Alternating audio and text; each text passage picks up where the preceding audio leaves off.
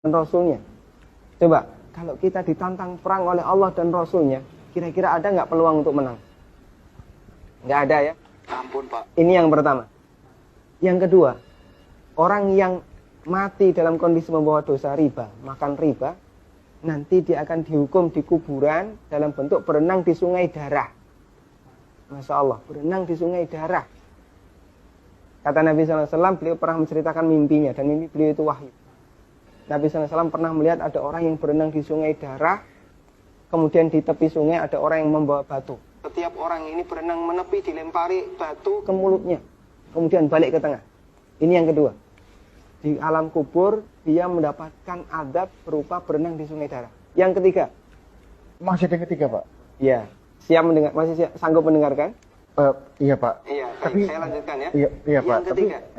Ketika orang ini dibangkitkan oleh Allah dari alam kubur, dia dibangkitkan dalam kondisi sempoyongan, Mas.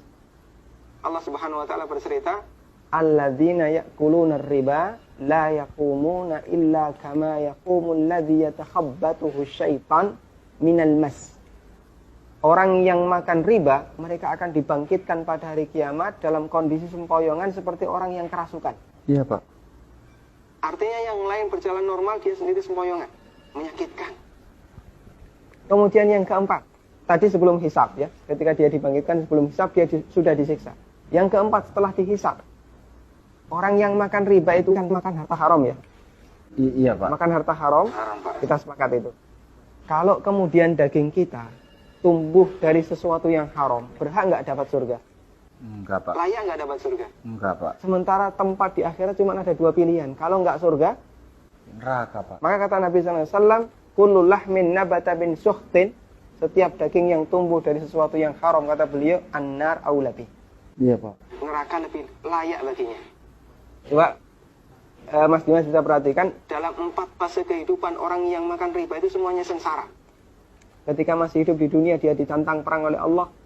Ketika mati, dia berenang di sungai darah. Iya, Pak. Ketika dibangkitkan dalam kondisi sempoyongan, setelah hisab, dia ditempatkan di neraka. Iya, Pak. Masya Allah. Masih ada tawaran yang lain? Ampun, Pak. Masih dilanjutkan? Ampun, Pak. Mas Dimas bisa renungkan Iya, Pak. beberapa poin yang tadi saya sampaikan. Iya, Pak. Nanti kalau misalnya ada sesuatu yang belum jelas, tidak masalah, hubungi saya lagi. Iya, Pak. Kita akan lanjutkan diskusi tentang riba. Iya, Pak. Bisa? Bisa, Pak. Ya, terima kasih ya.